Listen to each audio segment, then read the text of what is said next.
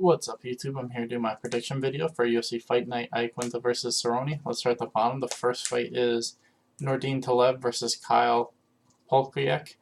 And to me, Kyle's just a decent striker. I feel like Nordine's the better striker overall, and I also feel like Nordine has a pretty big advantage in wrestling if he needs to take it to the ground.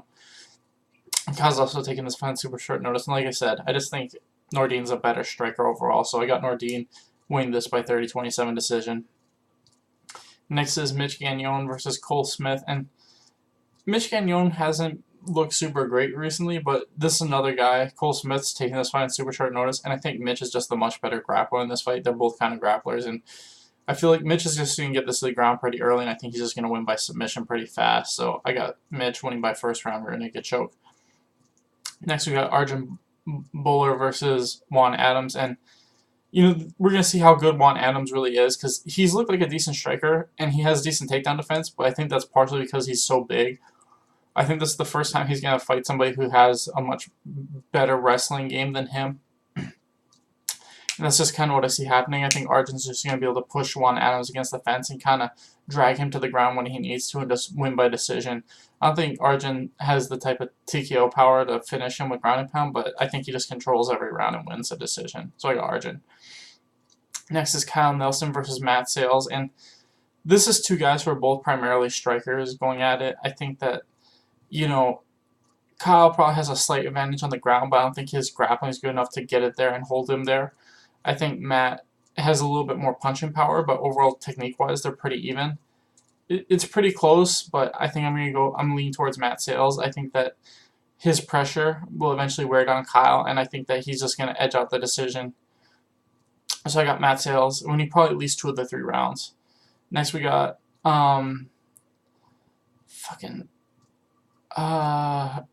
Zahib. I mean, I can't say this guy's first names, but it's Zahib versus Vince Morales. And Zahib, he's pretty solid. I felt like his last fight, even though he got knocked out, he was winning that whole fight, and then what's-his-face was just spamming spinning back elbows and caught Zahib. I mean, Zahib, he was 5-0 when he came to the UFC. I think he's 2-1 now. He's got good mix of striking, grappling, and, jiu-jitsu. I think Vince is also pretty good everywhere, but I just feel like Zahib is a little bit more technical in every area. And I just feel like Zahib's going to either get this to the ground and win by submission or just control every round. So I got Zahib winning either by decision or submission. Next is Macy, can't say her last name, versus Sarah Morris. And to me, Macy's a huge chick. She's a solid up-and-comer. I don't think there's any huge hole in her game. I think she's got great striking, great grappling. I think Sarah's just going to get overwhelmed in this fight. I feel like these two chicks have not so much styles, but they're both like striker jiu-jitsu chicks, and I just think Macy's the bigger, stronger girl in every area, and we're just going to kind of see her manhandle Sarah and just win by submission probably in the first or second round. Next is Mark, I can't say his last name, versus Andrew Sanchez, and to me, Mark is just a striker. I think that he tends to slow pretty hard as the fight goes on too, which is something that Andrew Sanchez struggles with. I mean, some fights his conditioning looks better than others, but a lot of the times he fades the longer the fight goes. But I do think Andrew's the better wrestler. I also think on the ground he's the better overall grappler. I think Mark, if he blitzes Andrew early, he could probably knock him out, but I just don't see that happening. I think this fight goes all 3 rounds, and I think Andrew wins 2 of the 3, so I got Andrew winning by 29-28 decision. Next, we got Walt Harris versus Sergey. Can't say his last name. This is tough because Walt Harris is probably the better striker, but I think Sergey is just the better fighter overall, the better up-and-comer. It's tough because Sergey's taking this fight on short notice, so I don't know how his condition is going to look, but I do feel like if he gets this to the ground, he's going to have a massive advantage. It's really hard, because like I said, if this wasn't short notice, it would be an easy pick, but I feel like because it's short notice, I don't know what Sergey's condition is going to look like.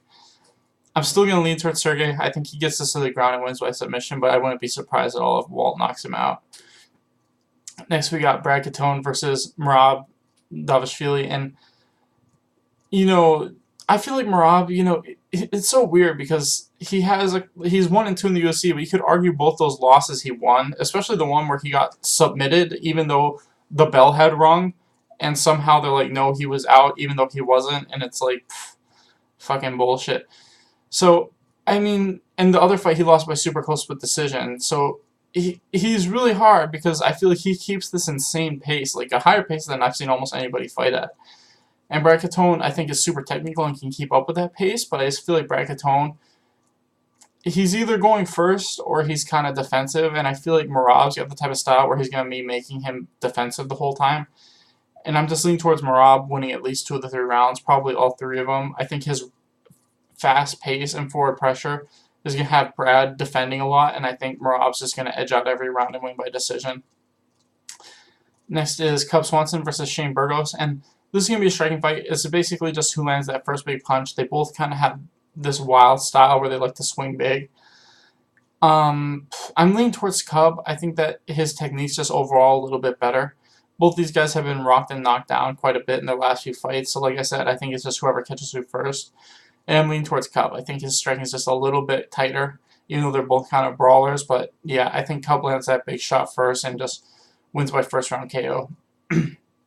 Next is Derek Brunson versus Elias Theodorou, and it's really hard because I feel like overall Derek Brunson's the better fighter, but I feel like Elias has the skills to make this a really close decision. I feel like Elias has better volume and he has good takedown defense and conditioning. You know, Derek Brunson is definitely the better wrestler and has better power in his punches. It's really tough because Derek Brunson's also been finished a lot, and even though Elias isn't like a heavy one-punch knockout guy, I feel like the longer this goes, the more it favors him. It's so tough because, like I said, overall I do think Derek Brunson's better, but I think Elias has the type of technique and skills that gives everybody problems. I'm going to slightly lean towards Elias. I think this is going to be a split decision for whoever wins, but I think Elias just does enough with his volume where he can slightly edge 2 of the 3 rounds. But like I said, this is going to be a close fight. I think Derek Brunson's either going to starch him in like the first minute or it's going to go all 3 rounds. So yeah, like I said, I'm slightly leaning towards Elias. I think it'll be a split decision, but it's going to be close. Next we got iaquinta versus Donald Cerrone, and this is tough just because I feel like, you know, iaquinta fights a lot like the last guy Cerrone fought, fucking Alexander Hernandez. He's not as wild with his striking. It's a little bit more compact, but overall their styles are pretty similar. They're both like boxer wrestlers, and I feel like overall striking-wise, I think Cerrone's better. I think iaquinta might hit a little bit harder. But the area where Cerrone's going to have the massive advantage is on the ground. I think anywhere on the ground, Cerrone's better than iaquinta. Iaquinta's shown he doesn't have the greatest submission defense. I also feel like that's probably going to happen. I think sooner or later, Al or Cerrone will get a takedown, and I think when that happens, Cerrone's either going to win by rear naked choke or triangle. It just depends who goes for that takedown. Like I said, I don't see this being on the feet the whole time. I think on the feet it'll be close, but I think Cerrone is a little bit better with mixing up his strikes.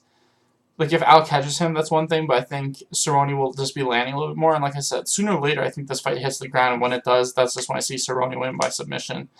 And my guess is it's probably going to happen the second or third round, so that's what I got happening. I think Cerrone, whichever one of these guys gets into the ground, Cerrone's going to submit him, whether he's on top or on bottom. So that's what I got. Late second, mid-third submission for Cerrone. Anyway, thanks for watching, guys. Please like and subscribe.